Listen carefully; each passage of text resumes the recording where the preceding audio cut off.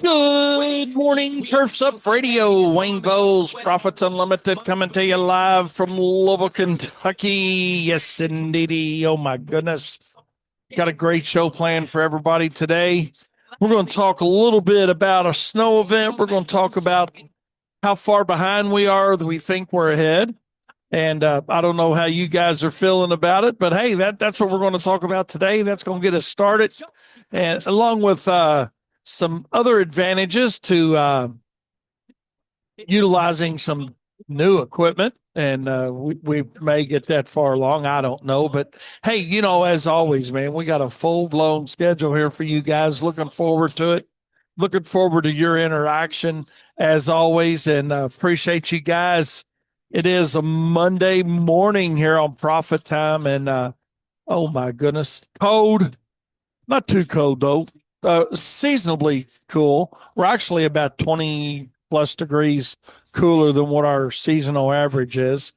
But it's cold, little snow started overnight. But we're going to talk a little bit about that. We got some stories and about that, as well as I want to get your input a little bit on that situation, which I know you're like, what the hell? How can we give you some input when we don't even know what the situation is, Wayne? So hey, we're gonna talk about it and see what y'all think about it. But hey, before we get into all that, just curious, um, what kind of weekend you guys had? Man, we had a great weekend. I did personally. I'm going to step up and say, yeah, man, I had a great weekend, and I hope you guys had a great weekend along with it. Did several different little things. Went to Friday night. We had a little Christmas party to go to with Tabitha, where she works. They had their Christmas party and little get together, and that was fun. That was fun. And oh my gosh, I've been hungry for some chicken wings, and they got these chicken wings, and they had just happened to have them, and they were so good. I'm just here to tell you. And for you guys in part of the country that has the food store called Publix, uh, that's where I found out they came from, and they were really good. So any of you guys listening to us, Sean, I know you're down there in Florida. I know it's a southern thing. They just Publix just got up this way recently, but oh my God, they were good. So Sean, if you're listening, man, thanks for sending Publix this way. That's all I got to say about that. But Sean is in the north central part of Florida, I believe, is where he's located, and he has got a light production going on around his house that is outrageous. So you guys need to check that out. Check that out. If you're friends with him, you've seen it, I'm sure. And if you're not, you got to check him out. It's and I'll look up his last name. I can't. It's I have a hard time with saying his last name. It's like Sirius or whatever. But Sean, and I apologize for killing that on you, man. But he I don't know how many lights he's got. Thousands, literally thousands, and thousands. I mean, and it's probably in the tens of thousands, literally. I mean, he's got them all everywhere. So just got to check that out. He's getting in the Christmas spirit down there. Seth, good morning, man. I appreciate you listening. Appreciate you listening as always. And Seth is a great loyal listener here on Turfs Up Radio and in the Profit Circle with us. And yeah, Steven says they got a great sub sandwich at Publix too. So I know it's they they got some decent stuff. So we'll try that out too. So, but them with chicken wings, man, those bad boys were to kill for. I ain't gonna lie, and they were really good. And I had a couple different kinds. One was like a just a regular flavor, and the other one was not hot by any stretch of the imagination, but it was more like a minimal hot. Kind of like if you eat that oh God, what's a Thai food? And you know how you can get like 0 to 5. This was like a 1 maybe, you know, and really good spice level for me because I'm a big wimp. I don't like real spicy stuff, but Yeah, that was cool. That's what we did Friday night. Spent a little time over there socializing and having a good time with her whole crew over there. I think they had probably, I don't know, 35, 40 people there, um, between, their staff and then, people that came along. Had some really nice gifts that they gave away. And they had a really unique way of doing that. Um, it's like they drew their name out, and then after they drew their name out, instead of going up and picking something out, they drew a number out for them, and that's what they got off the table. So I don't know. It was different. It was different than what I've seen. A lot of times, draw your name, you go pick something out and sit down, and they played some more music, a little more dancing, and then pick another name and you go get something. But that was a pretty cool idea, I thought. And that way, I don't know. I just thought it was cool. If y'all think it's the dumbest shit you ever heard in the world, that's all right. But I just thought it was different and different idea and different way to handle things. So that's the way that went down. And I don't know. What do you think, Daniel, of that idea? It sounds like it's keeps it very randomized. So It was. that's the goal. And it was funny, man. This girl that won this big, nice TV, she's like, anybody want to trade? I'll come see me. And it was like a 65-inch or 70-inch TV. It was a nice television. She's like, I'll trade. And this other girl that got what's it, a PS4 or PS PS5 maybe. she start after she got it, she start walking around saying 450, 450, 450. So I don't know, it must be worth about $450. Well, new I think they're about 650 or Are they? 700. So yeah, So I there think you so. go, man. Actually, I So think the regulars are 5, so that'd be about right. yeah. So anyway, they did have some nice gifts. They had probably, I don't know, 10 or 12 really nice things, and then something that for people that didn't get their name drawn out, they had a bunch of like really nice candles and stuff like that, and they just told everybody, come up and get something. So everybody got something. So that was cool. So that was fun. That's what we did on Friday, and then Saturday we went to Santa Claus, Indiana. God, I couldn't. I was like, duh, where do we go? But and that was pretty fun. And I know for a lot of you guys that doesn't mean anything in the world, but it's this whole town that is Christmas themed all year long. Obviously, I mean it's actually Santa Claus, Indiana, and they have a big amusement park there called Holiday World, and that was really cool. We went up there. They got this huge ass Christmas store that's got anything you could want Christmas wise almost in it. I mean, I can't think of anything I didn't see that I thought, oh man, that should be here. But that was really fun. And then we ate at this place called Fat Santa's Pizza. I told y'all about it Friday. That was really good. That we were going there, and that was good pizza. So, and then we went through this light show up there that was pretty decent. Um, there's a campground that's right next to this community area. I guess it's a small area anyway. It's a small place, but they had a really nice light show through there that actually told the whole story of Rudolph, right, Dana? Yeah. Yeah, it was not so much based on like the old movie Yes. story. It kind of had its own twist to it. So Yeah. pretty cool. It was cool. So It was health and fitness related. it, oh, the story Story, with yeah. Rudolph. Yeah. I was going to say, wait a minute, man. We had pizza and cheese and No, they had the training and the all the stuff in the stories. yeah, it was a good story along with it. And it was like as you went through, it was probably about a 20-minute drive, I'd say, 15, 20 minutes of slow pace going through. Maybe 15, I don't know how long it was. Enough. It was good enough. And it was like you got a little bit of the story every couple minutes. And they had it on these boards.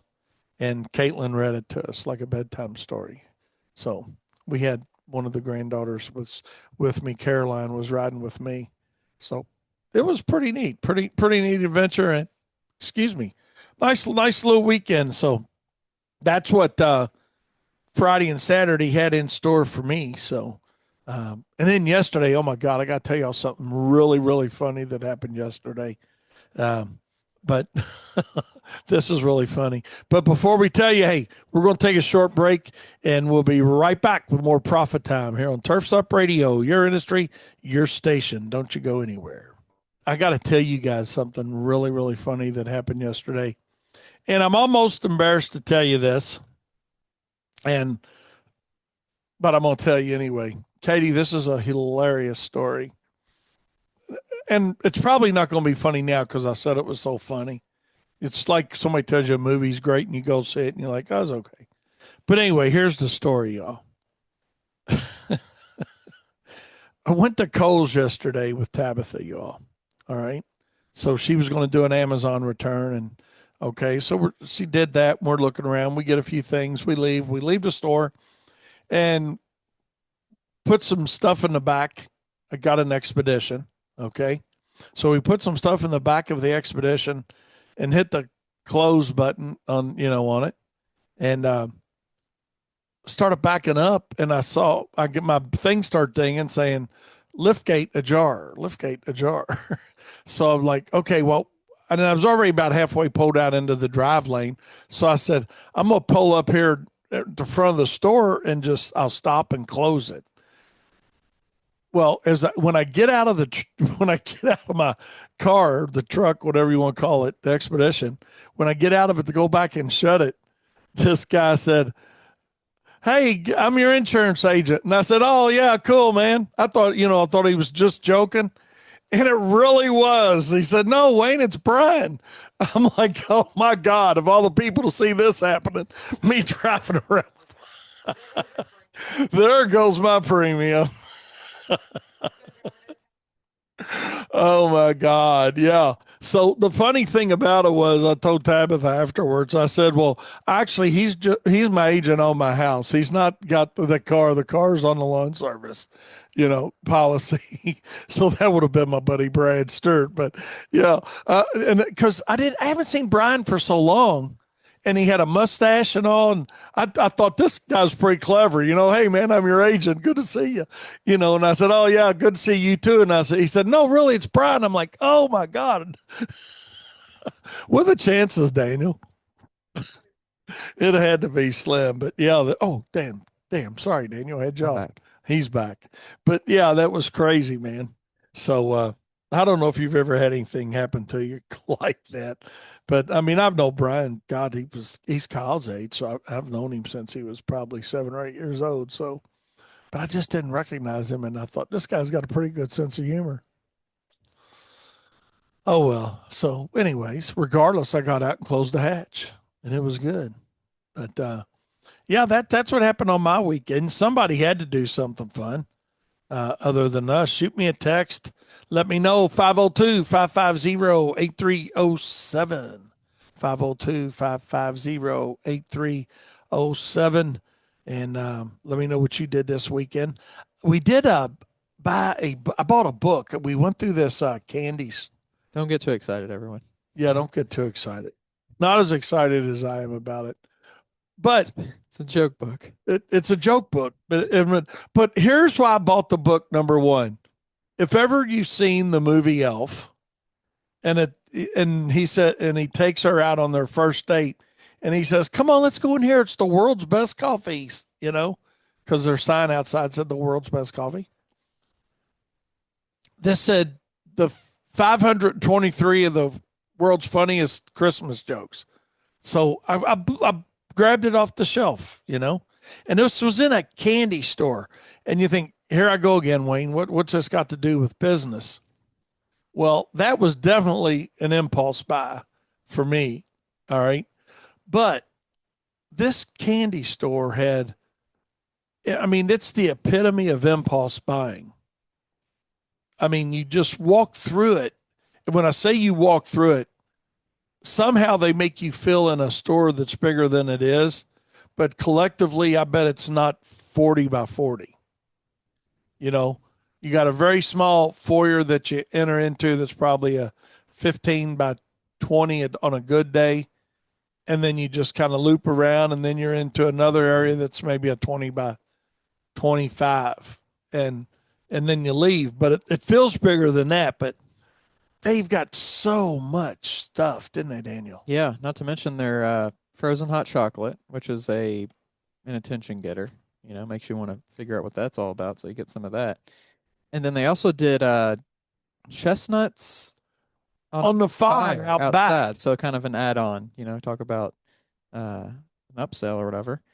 So go do that. And then I think there's like some sort of presentation about it too that they Yeah, do. I was kind of listening in a little bit. that was and it was a big fire pit out there. It was like a huge circle. It almost it was a huge circle. It wasn't like any normal sized fire pit. And here's the crazy part about this place. I don't even know the name of it. Do you remember the name of it?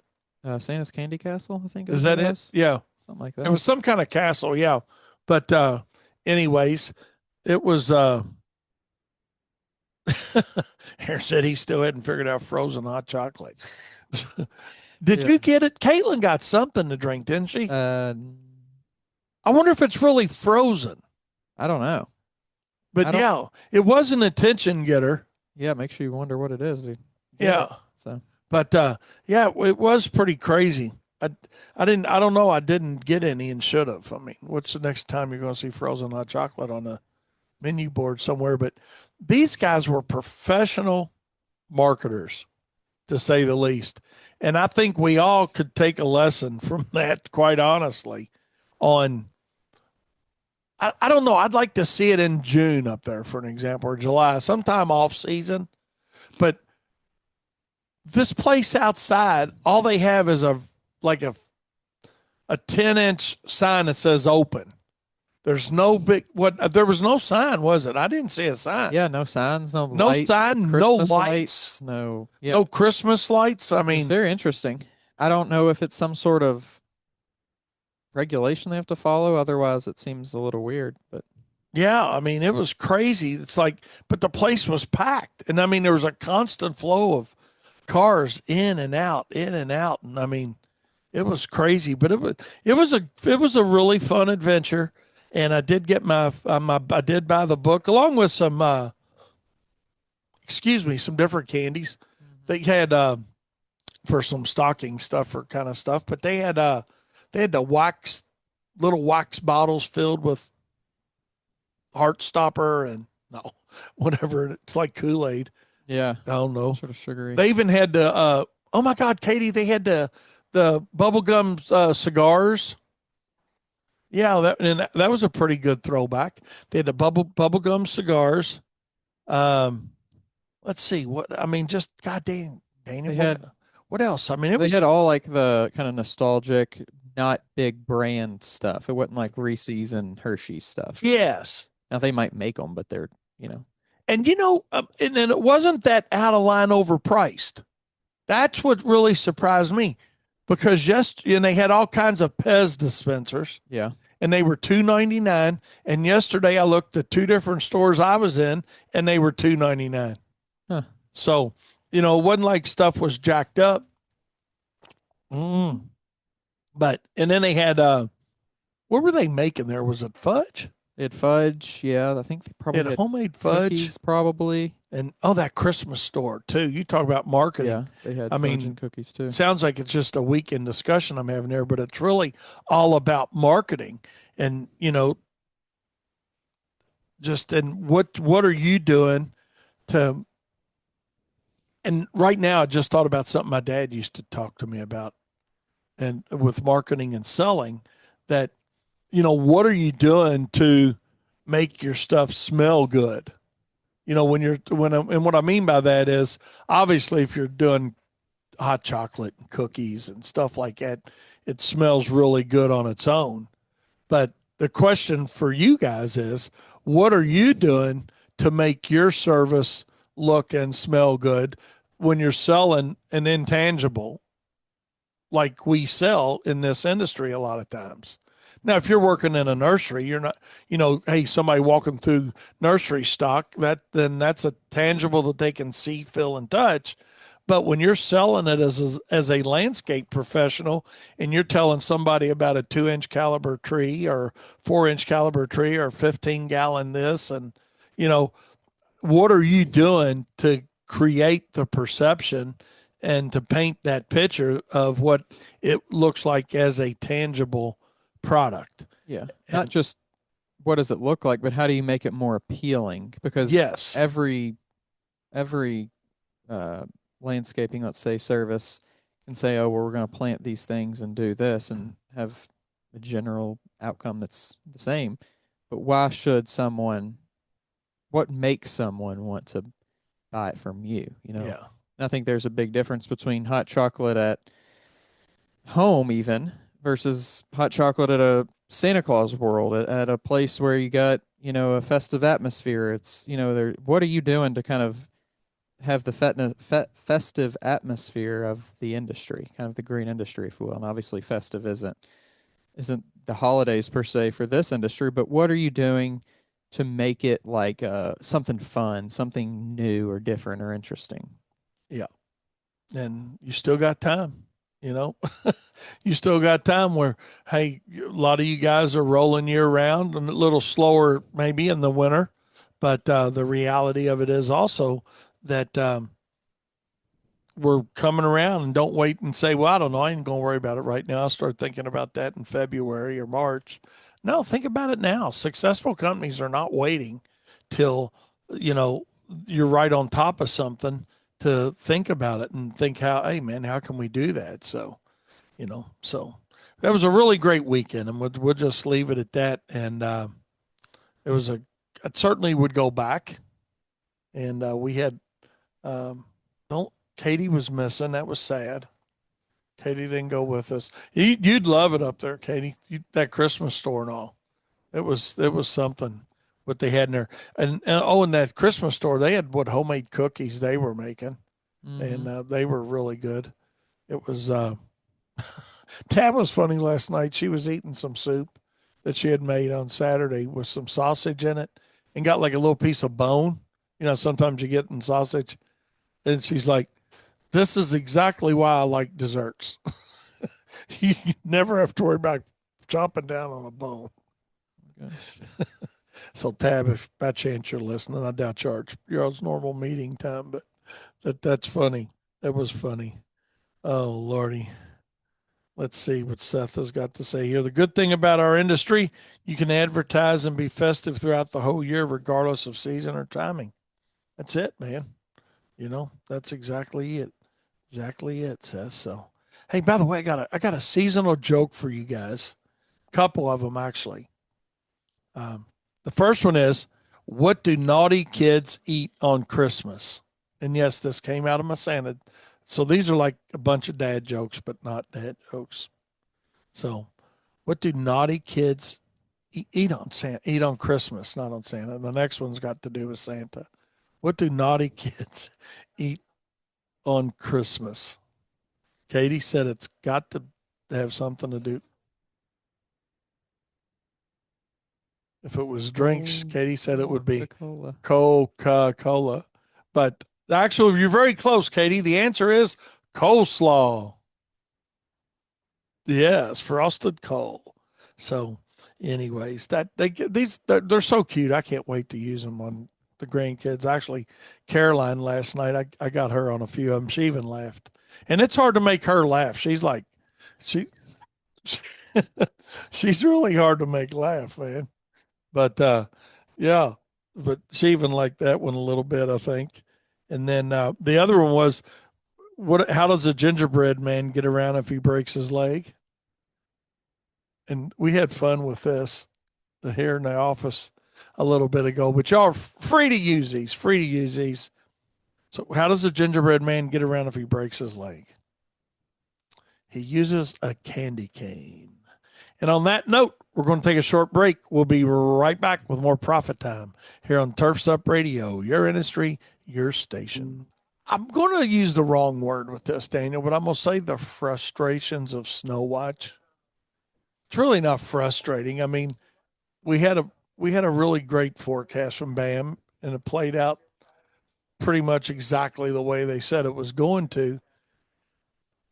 It was just bad timing on the snow for us, and we came in about 2 o'clock this morning, 2:30 this morning, and had the rest of our team reporting about 3 was the idea, and we get loaded and go out and treat some properties, and but the problem was it came in a little later, not much, because around 4, before it started really snowing steadily and lightly. Now we ended up with a little, I don't know, we're under an inch, and that's BAM said we'd be under an inch for sure, and we were here where we're at, and I mean they really dial in their forecasts for you for zip codes, but now a little east of us did end up with more than an inch. But that doesn't, I don't care what somebody east, north, south, or west of us got. It's what we get. But here's my question to you, and what I wanted to talk a little bit about is what's the value? And we go back to the candy store for a second, right? The perception, the perceived value of all of our customers knowing, and are you letting your customers know that you're going to be up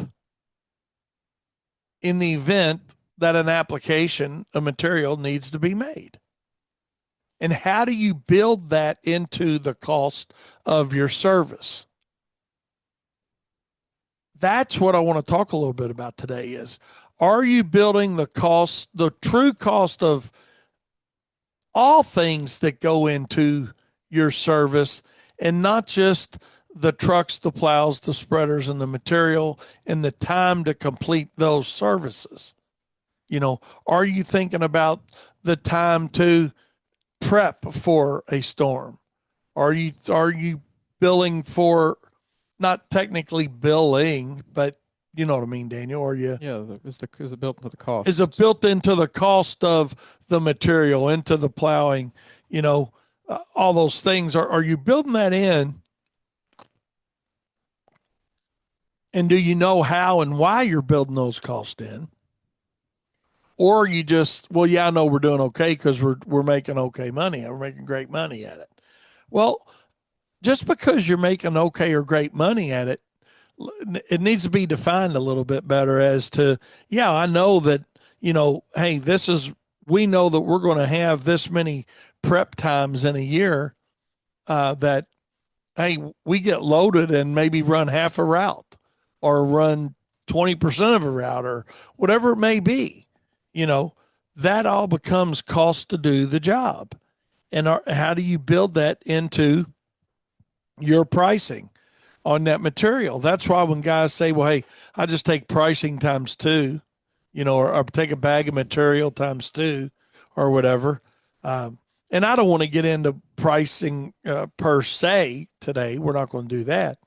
But I know a lot of times the value of what we're really selling customers when it comes to snow and ice management services, there's a lot of profit dollars left on the table.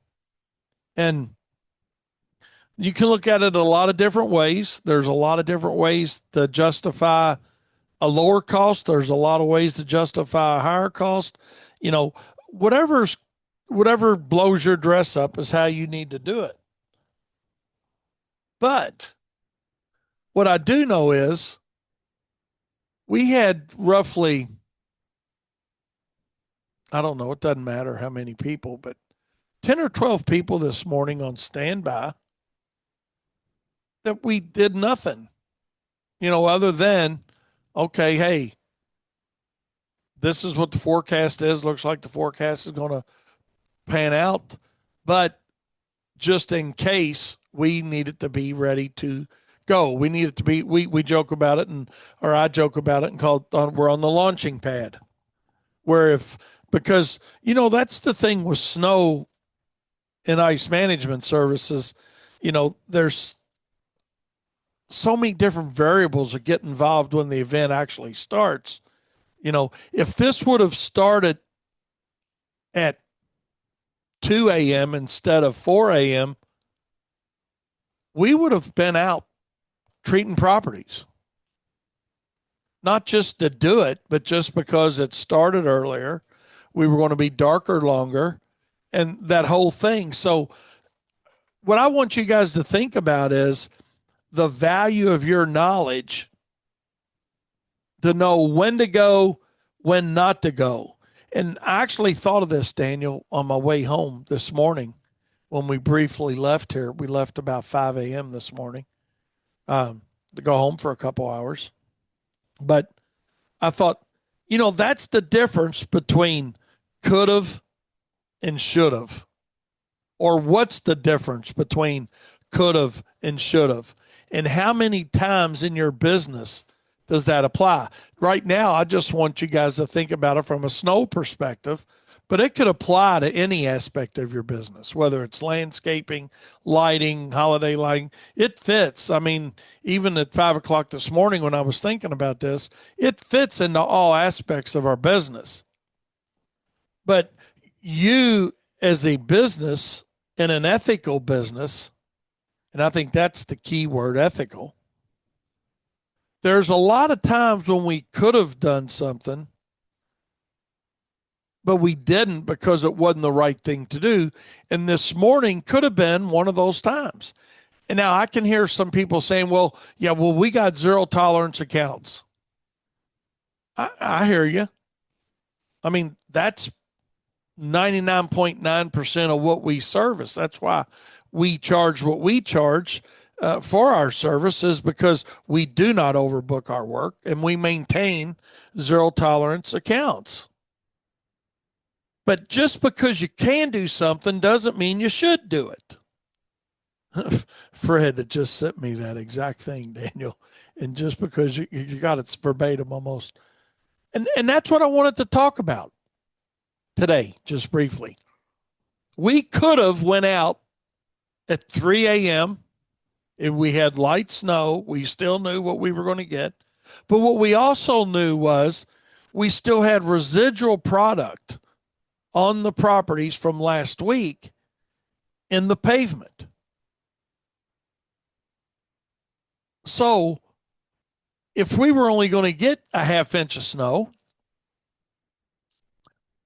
could we justify going out and doing it and going out and applying another round of ice melter this morning just to get that billing in? Absolutely, we could have, but we shouldn't have, and we didn't, because we had residual, we had daylight coming, we had pavement temperatures that were okay, wasn't really cold pavement temperatures. So it was really just a matter of us being a respected, and I'm not patting ourselves on the back, this is for the industry. I want everybody to feel this confident in the decisions that you make, that we are respected risk managers. That's really what our customers hire us to do. They hire us to be a risk manager for the implementation and the safety of their employees and customers getting in and out of their facilities. And it always is really hard to sit here in this office and watch it snowing outside and thinking, why are our trucks parked in this garage? And the reason is really quite simple. It's because it's the right thing to do. Even though we could have went out like some of our competitors did, we didn't, because it wasn't the right thing to do. But that's because, number one, we bid our jobs well enough that we know we're going to have events like this where we're like, damn, man, that'd been an easy one. And it would have been an easy one. It would have been really easy to go out there and do it. Middle of the night salt run, Their cameras would have seen us there. Their cameras would have seen us snowing. In their mind, they're justifying it, but it wasn't the ethical thing to do. It was not the ethical thing to do. And that's what I want you guys to think a little bit about. And I'm not saying anybody's unethical. I'm just saying, think about, are you making the best choices for both you and your customers, and not just the best choice for your bank account and your profitability? Figure out what those costs are, build those costs into your pricing, and then when you go to talk to somebody about providing your service and you tell them that, hey, this is a retainer we need to have, this is what we're charging for ice melter, this is what we're charging, for equipment, this is what we're charging to get the job done for you right. You can do that and know that you've sold the job the right way. And that is when you feel good about yourself, is when you know you've sold the job the right way, but you got to have the knowledge and education of paying attention to what are the ground temperatures, what's the air temperature, how long is it going to continue to snow? Do we have residual product still down or not?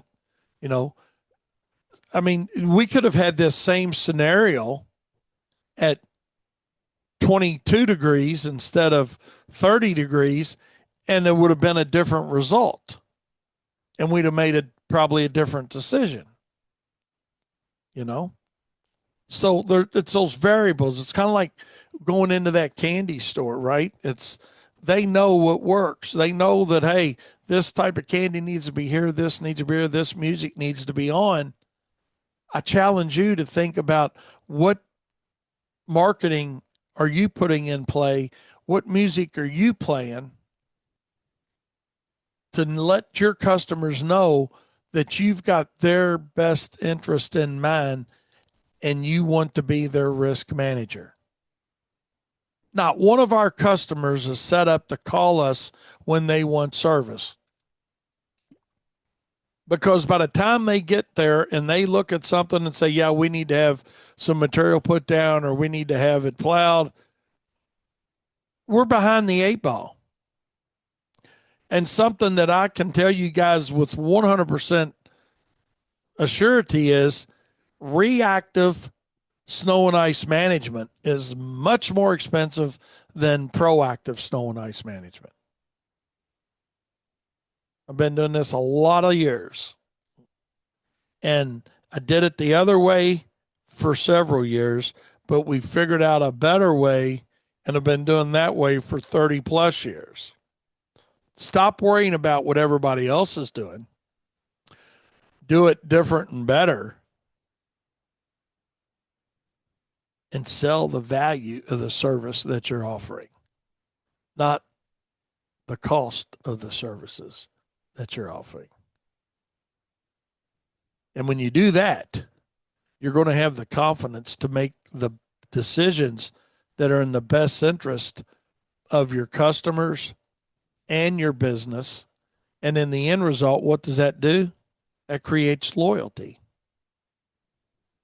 And that's why, in just my opinion, okay, and this was in one of the books that I read, and everybody in here is probably laughing out loud to themselves because they know I don't read a lot and I should read more.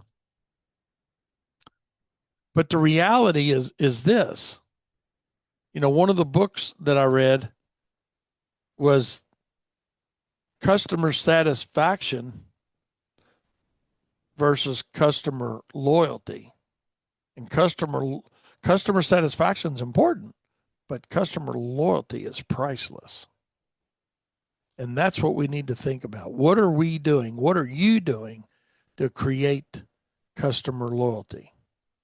Because we also knew that by making the decision not to go out was the right thing to do, but we also knew that it also jacked up the rest of our production day. because we had just enough snow that there's a, half inch of snow, let's call it, all over the grass now. So that means, half inch to an inch of snow all over everything. So now it's wet, it's got snow on it, we can't run equipment on it.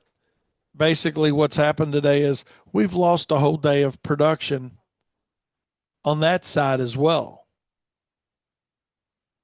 But what we did do was make the right ethical decision for our customers. And that's what I want our industry to get better at doing, is making the right ethical decisions for our customers. Because I didn't see many, but I did see 3 people out this morning. And I know and I'm not, a lot of times these guys are listening. I never know they're listening, and then they make comments later, and that's okay. So if you're listening, I'm not criticizing your choice. I'm just saying training, education, and knowledge would have helped you make a better choice rather than making a decision based on what's going to be best for your bank account. That's where it gets problematic. On that note, let's take a short break. So, yeah, I just wanted to touch on that little snow thing. I got thinking about that this morning, and Fred, I appreciate your text, man. You were right in line where I was at with that, and it was just crazy. I don't know. I'm sure I've probably thought of that. The difference between could have and should have before, but it's the first time I really got thinking about it. And is when I was seeing the first guy out salting when just didn't need to be done, man. Just didn't need to be done. And I mean, on the other hand, I could hear guys saying, "Well, my customer told me to come out and do it. They didn't care, just do it." I get that. I get that side of it too. But there comes a point where zero tolerance accounts, if you will. You know, there's more than one way to achieve a zero tolerance account. And I mean, after all of our accounts that we looked at, I mean, we still check them. You know, they were fine. That's just it. They were fine. So, goes back to having confidence in that decision you make, like Seth brought up there. So appreciate you guys each and every day. So um, we already had a call for a request for service. We'll see how that fits into our profile of customers. You never know. We'll see. Hopefully it fits in. Somebody calling around looking for snow contractor. Although that does become a little problematic from a thinking about it standpoint. Daniel, what do you think? Somebody, here it is. You've already had 5 inches of snow, and then a couple smaller snows, and they're just now looking for somebody. So I think it's just the same protocol you always use. Figure out if they're your type of customer, and if they are, then it works. If they aren't, then it doesn't work. and maybe the other person wasn't prepared and didn't show up last week in a timely manner.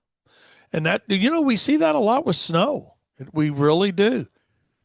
It's because we don't place a good enough value on what we're doing, and we undersell ourselves. I mean, it just happens all the time. And, there's certainly some money to be made on the snow and ice management side of the industry. And we just need to charge for what we're doing, and um, good hourly rates to be made, you know. So, anyways, that's about where we're going to leave it today for that side of it. But I did want you guys to know that it's an early kickoff. It's an early start to the season. We got a whole lot of the United States covered with snow earlier than normal. Who knows how long it's going to last? Um, it's looking like probably next 10 to 14 days. Going to be pretty unseasonably cool for us in our area. I think tomorrow we're going to 40 maybe, and Wednesday 50, which is still below our seasonal average for now, but and then back again cold toward the end of the week. Chance of snow again Friday, I think, for us. Thursday night or Friday.